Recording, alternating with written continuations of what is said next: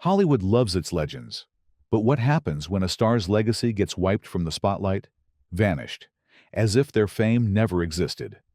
If you think movie history is set in stone, think again. The Golden Age built icons, but it also buried more than a few. How does a name go from marquee lights to utter silence? And what did these forgotten legends do to deserve cinematic amnesia? Buckle up. Some of these vanishings weren't accidents. Ready to meet Hollywood's missing ghosts? John Gilbert. Once hailed as the great lover of silent films, John Gilbert was a superstar, a rival to Valentino, a heartthrob who made audiences swoon and studios rich. But in the most brutal plot twist in Hollywood history, the dawn of talkies turned Gilbert's career into a cautionary tale overnight.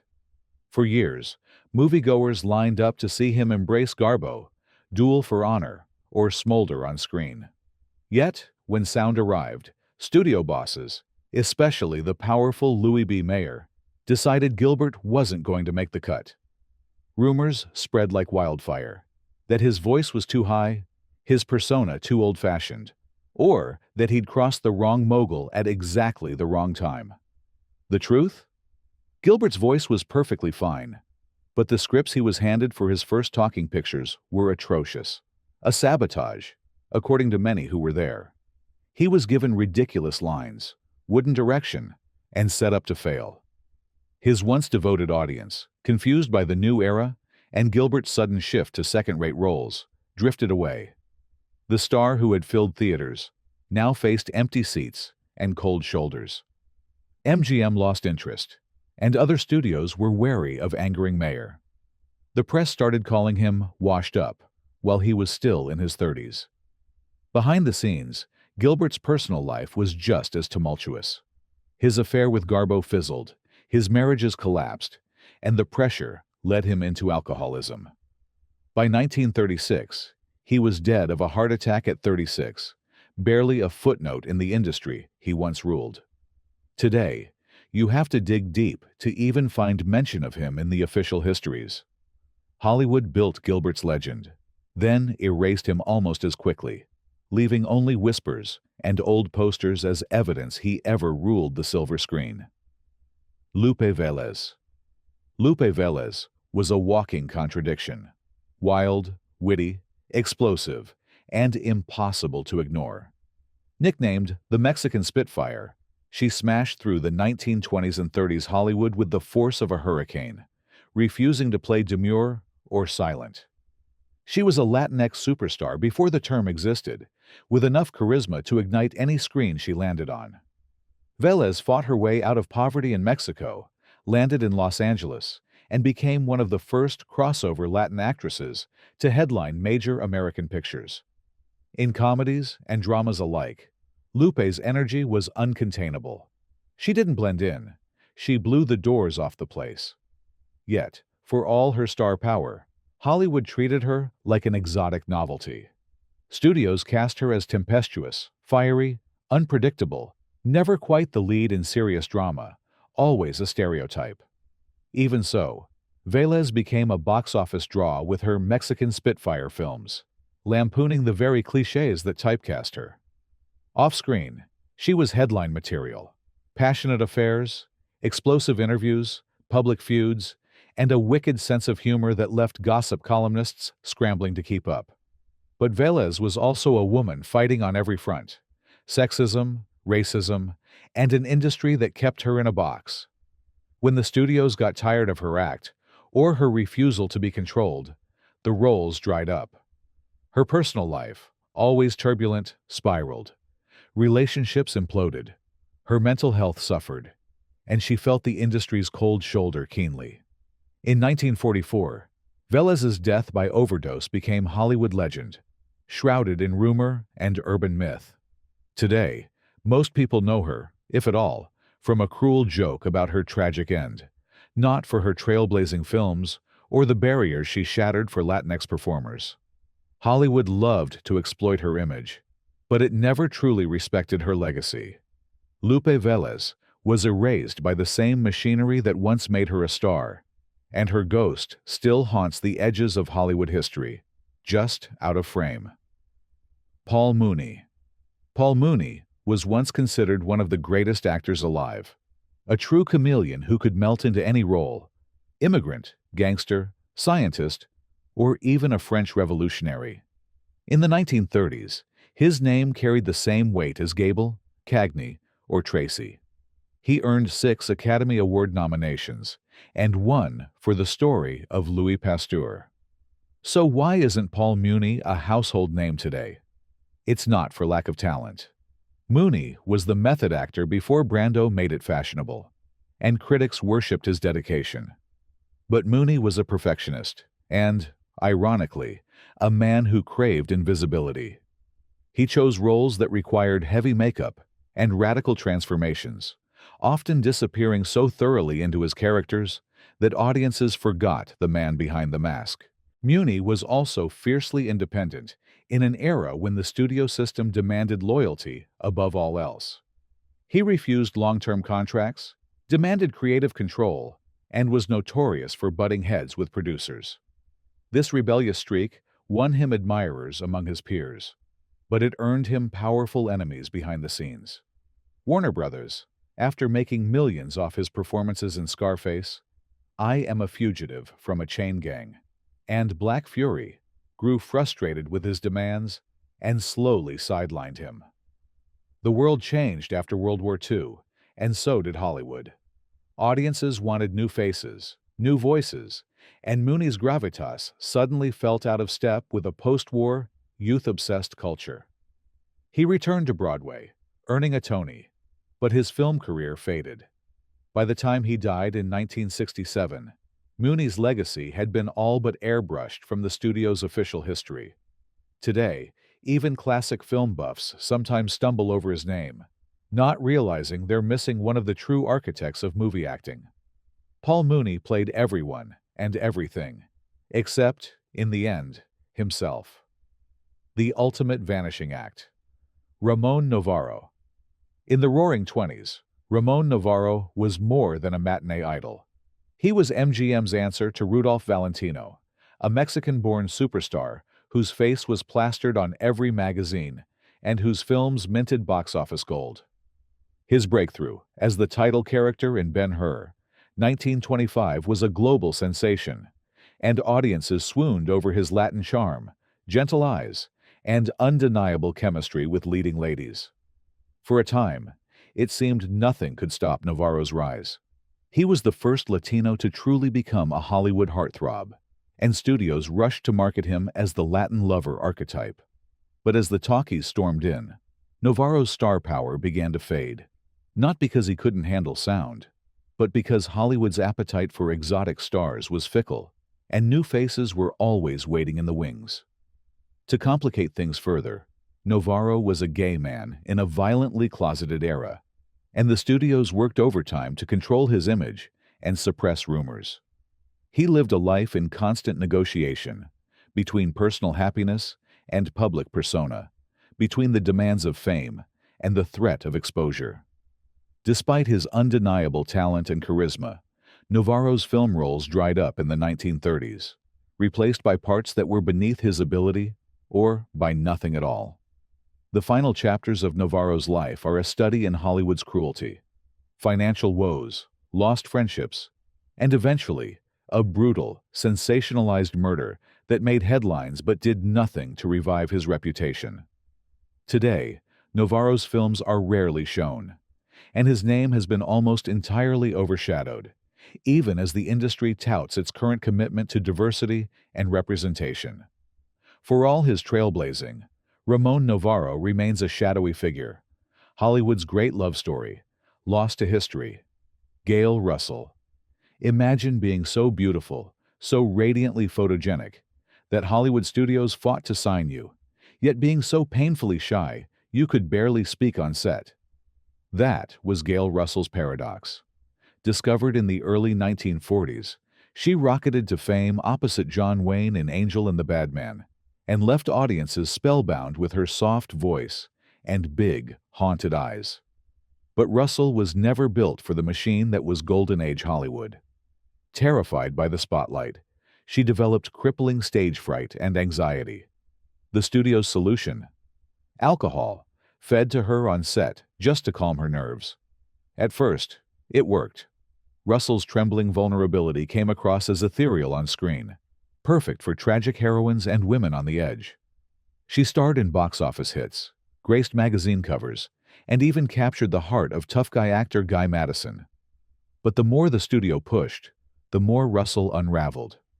Her dependency on alcohol became public knowledge, and by her late 20s, she was a regular in the scandal columns, not for wild parties, but for tragic accidents and missed calls. The studios, always merciless, dropped her the moment she became difficult, despite her obvious talent.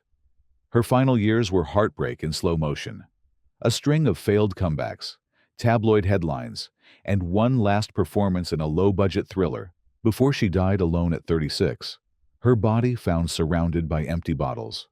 Today, Gail Russell is barely a footnote, her luminous performances forgotten even by classic film buffs.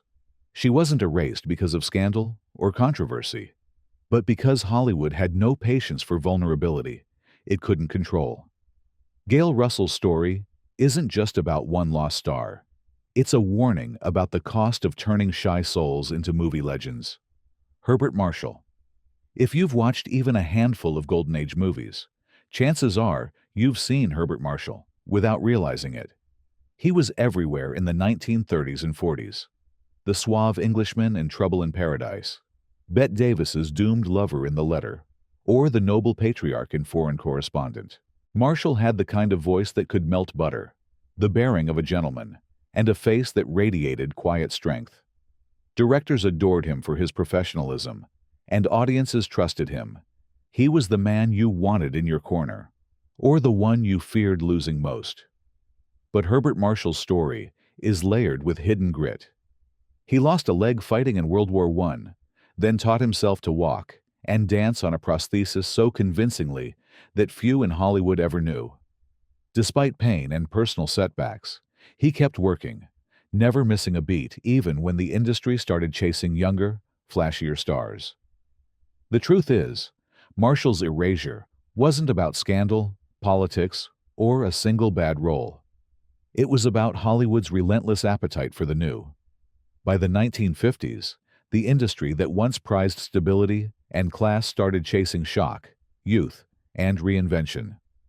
Marshall quietly faded into supporting roles and, eventually, obscurity. He died in 1966, with more than 70 film credits to his name and almost no modern recognition. Ask any casual movie fan who Herbert Marshall was, and you'll probably get a blank stare. Yet his voice, his dignity, and his quiet heroism, on and off screen, built the very foundation of the classic Hollywood leading man. In the end, Marshall was erased not by scandal or failure, but by time's ruthless march. Sometimes even legends slip through the cracks. Frances Farmer. Frances Farmer wasn't just another pretty face in the studio system. She was a wildfire, too smart and too fierce for the puppet strings Hollywood tried to pull. Farmer exploded onto the screen in the late 1930s, hailed by critics as the next big thing. She wasn't afraid to challenge directors or question studio bosses. In an era of "yes sir" starlets, Frances was more likely to hit you with a philosophical debate than a practiced smile. Her intensity on screen was matched only by her refusal to play the game off it. But Hollywood doesn't do well with nonconformists, especially women. Farmer clashed publicly with studio heads, refused to do publicity stunts, and rejected roles she felt were beneath her. Studios responded with the only weapon they truly had: erasure. They painted her as difficult, the kiss of death for any actress.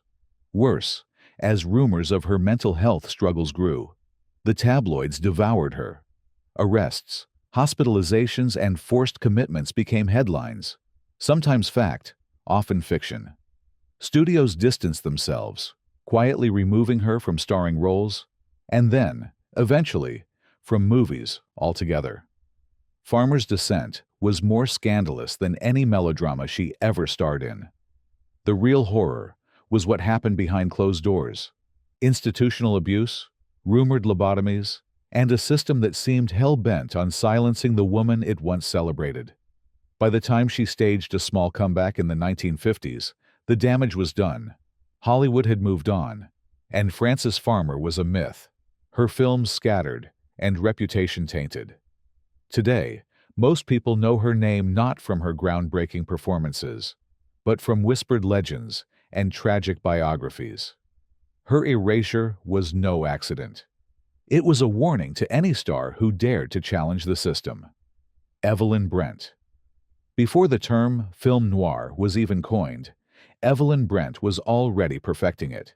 In the 1920s, she was the original femme fatale, smoldering eyes, sharp wit, and a presence that made men tremble and directors swoon. From underworld to interference, Brent defined the dangerous woman, long before Hollywood turned it into a cliché. She was versatile, too, flipping from gritty crime dramas to sophisticated society pictures, always commanding attention with her cool authority and world-weary allure. But as talkies arrived, Brent's reign slipped through her fingers.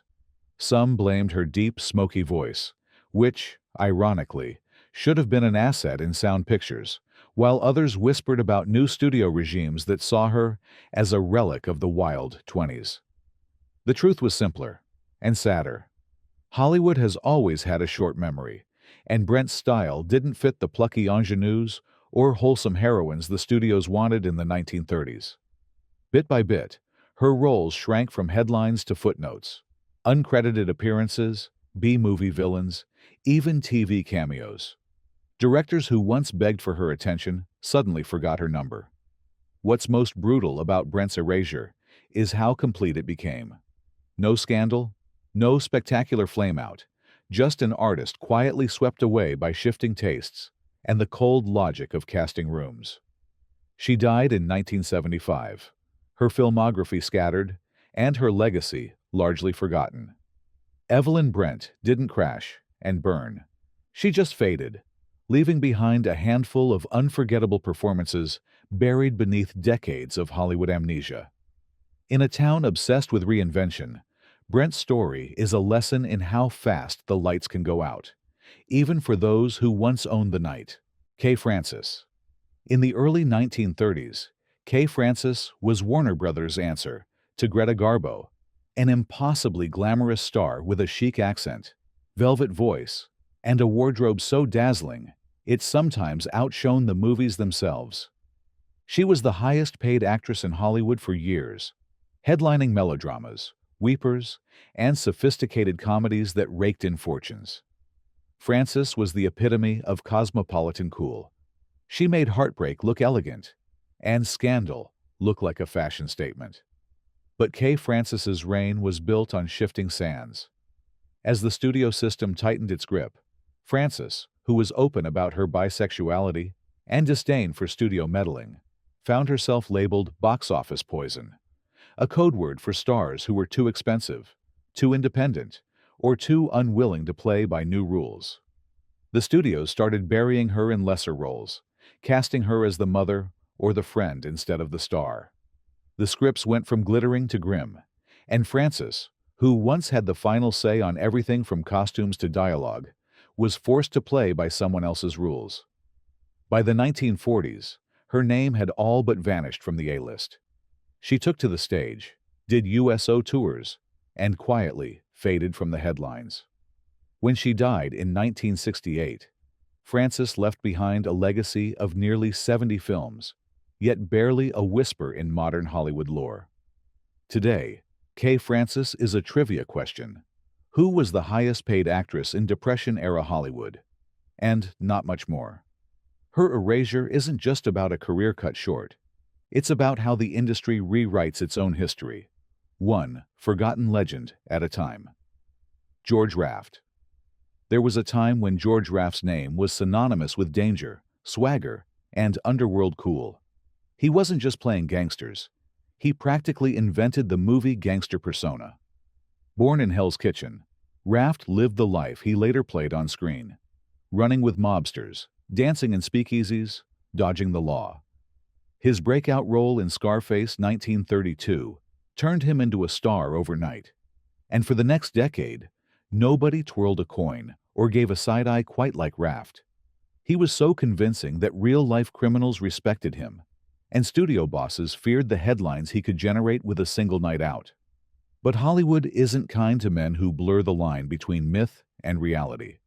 Raft's street loyalties were legendary, and his refusal to play ball with studio bosses got him branded as difficult and unpredictable. He turned down roles that became classics: High Sierra, The Maltese Falcon, and even Casablanca, handing Bogart his breakout career on a silver platter. It wasn't just bad luck. It was Raft's stubborn code, refusing to play anything that made him look weak or unheroic. By the late 1940s, the studios had moved on, preferring safer, more manageable stars. Raft's real-life connections to the mob eventually became a liability, especially as post-war Hollywood tried to clean up its image. Offers dried up, and by the 1950s, Raft was playing himself in cameos or running nightclubs to pay the bills. He died in 1980. More urban legend than Hollywood royalty, his once glorious career reduced to a cautionary tale about bad decisions and fading luck. Today, George Raft's name barely registers outside hardcore film circles. Hollywood took the tough guy off the marquee, and with him, a whole era of grit and danger faded to black. Richard Barthmas. In the silent era, Richard Barthmas was the kind of star people wrote fan letters to by the sackful, shy, soulful, and magnetic in a way that left audiences breathless. He starred in Broken Blossoms and The Patent Leather Kid, earning an Oscar nomination and a reputation as one of Hollywood's most sensitive leading men. Directors loved him for his emotional range and his willingness to take risks, even producing his own films when studios tried to box him in. For a moment, Barthmas was as big as Chaplin or Fairbanks, a genuine idol with a face made for the close-up. But time and technology are the true villains of Hollywood, and Barthmas met both head-on when sound arrived. His quiet intensity and understated delivery, so perfect for the silence of early cinema, got lost in the cacophony of talkies. Studios decided his voice was too ordinary, and the roles started shrinking. He took supporting parts, hoping for a comeback, but the magic was slipping away. Worse, Hollywood had no patience for stars, whose style suddenly felt old-fashioned, and Barthmas's quiet masculinity was out of step with the brash new era. By the 1940s, Barthmas was largely forgotten, retiring from film before his 50th birthday. He served as a Navy lieutenant in World War II, a far cry from the swooning fans and studio backlots that once defined his world. When he died in 1963, few noticed and fewer remembered. Today, Barthmas's films are studied by silent-era aficionados, but his name rarely surfaces in mainstream conversations. He was erased not by scandal or failure, but by Hollywood's relentless drive for novelty. The face that once launched 1,000 swoons faded quietly into the background, leaving behind only flickering traces on celluloid. Lila Lee. In the 1920s, Lila Lee was the kind of fresh-faced ingenue every studio craved. America's sweetheart, with a sparkling smile and the innocent charm to match. She starred alongside the likes of Rudolph Valentino in Blood and Sand, dazzling critics and moviegoers alike. Lee's career soared through the silent era, and she made a seamless transition to talkies, proving she had more than just a pretty face. She could act, and she could carry a film. But in Hollywood, stardom is as fragile as glass. Lee's downfall came not from scandalous behavior, but from forces beyond her control. As the Great Depression battered the industry, studios slashed contracts and reinvented rosters. Lee, battling health issues and studio apathy, saw her roles shrink from A-list features to supporting parts and, eventually, to B-movies that barely registered with critics. Then, in the late 1930s, an ugly court case, unrelated to her own actions, dragged her name through the gossip columns, making her damaged goods in an industry that always wanted its sweethearts spotless. She tried to stage comebacks in theater and on the radio, but the spotlight had moved on. By the time she retired, Lila Lee's legacy was mostly whispered in Hollywood backrooms. Another star who shined bright, then slipped quietly into obscurity. Today, she's rarely mentioned among the greats, despite a filmography that once made her a household name. Hollywood didn't just forget Lila Lee. It buried her under decades of newer faces and fresher scandals. Her story is a reminder. In Tinseltown, even America's sweetheart can vanish without a trace. Myrna Loy. If you think erased is too strong a word for Myrna Loy, consider this. Once the undisputed queen of the 1930s box office, Loy's face was as familiar as Clark Gable's or Bette Davis's. She was the perfect wife, the witty, radiant Nora Charles in the Thin Man series, and the go-to star for any role requiring intelligence, elegance, and a sly sense of humor. She appeared in more than 120 films and was, for a time, the most popular actress in America. But Myrna Loy's legacy got shortchanged, and not by accident. Despite all those hit movies, she never received an Oscar nomination during her prime, and critics often brushed her off as just a comedic or supporting star. Never mind that her chemistry and quick-witted banter defined an entire era of romantic comedy. As the 1940s rolled in, Hollywood's priorities shifted. War stories, noir, and melodrama eclipsed the genre she dominated, and Loy, still at the top of her game, found herself boxed out of the new wave of gritty, dramatic pictures. She never faded completely. Loy worked steadily for decades, became an outspoken activist, and eventually received an honorary Oscar. But her status as an A-list legend never matched her actual impact. Today, even classic film lovers can struggle to name more than a few of her titles, and her influence is often overshadowed by the men she co-starred with. Myrna Loy wasn't erased by scandal or failure, but by Hollywood's stubborn habit of sidelining women's achievements, especially when they're too good at making it look easy. The Queen of Hollywood's blind spot deserved better, and so do her films. Philip Loeb. Philip Loeb was a beloved character actor and TV pioneer, best known in the late 1940s as the warm, wise patriarch Jake Goldberg on the smash hit sitcom The Goldbergs. He wasn't just a familiar face. He was a symbol of middle-class optimism, a steadying presence in living rooms across America. Off-screen, Loeb was equally respected as a champion for actors' rights and a union organizer in a business notorious for exploiting its talent. But his advocacy, in an era of Red Scare paranoia, made him a target when the blacklist era came crashing down. Accused, without real evidence, of communist sympathies, Loeb was swept up in the studio purge. Sponsors panicked, networks caved, and Loeb was quietly forced off the Goldbergs, his name erased from credits, and his reputation left in tatters. For Loeb, a man who had dedicated his life to his craft and his fellow actors, erasure was devastating. The blacklist wasn't just a career death sentence. It was a personal annihilation, severing him from the world he helped build. He struggled to find work, faced mounting debt, and battled depression as friends distanced themselves out of fear. In 1955, Loeb took his own life, another casualty of Hollywood's culture of fear. Today, he's barely a footnote in history books, his legacy overshadowed by those who survived the purge and the industry that allowed it to happen. Loeb's story is a stark reminder. Sometimes the erasure is deliberate, a product of collective cowardice and cruelty. He deserved to be remembered as a trailblazer, not a ghost in the Hollywood machine. Freddy Washington. Freddy Washington should have been a superstar. In the early 1930s, she was one of the most electrifying actresses to ever light up the screen. Talented, intelligent, and strikingly beautiful, with a presence that could hold the camera hostage. Her performance as Piola in Imitation of Life 1934 was so powerful that it still echoes through cinema history. A black actress playing a mixed-race woman passing for white.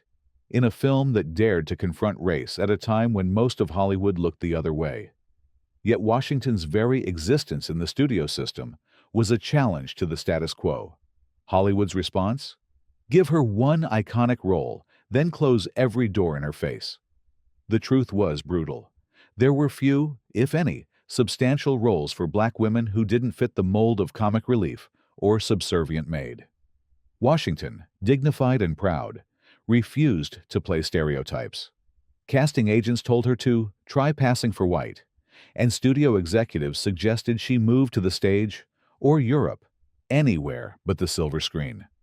Even in an era when Paul Robeson and Hattie McDaniel broke ground, Washington was too complex, too threatening to the Hollywood hierarchy. So she left, turning to activism and journalism, fighting for black performers' rights in a world determined to keep her off the marquee. Freddy Washington's career became a series of what-ifs. What if Hollywood had embraced her talent? What if audiences had demanded better? What if she'd been born in a different era? Today, her name barely registers outside film history circles, but her erasure is a guilty stain on Hollywood's record. Washington was erased not by failure, but by a system terrified of her power. Her story isn't just a loss for cinema. It's a haunting reminder of every legend we never got to see. And there you have it, the legends lost in Hollywood's glare, each one a missing chapter in the story of film. Which name surprised you most? Whose legacy do you think deserves a comeback? Drop your thoughts below, and don't forget to hit subscribe for more hidden Hollywood truths and untold stories. If these vanished stars prove anything, it's that fame is fleeting, but a great story refuses to stay buried. Who knows what other ghosts are still waiting to be found?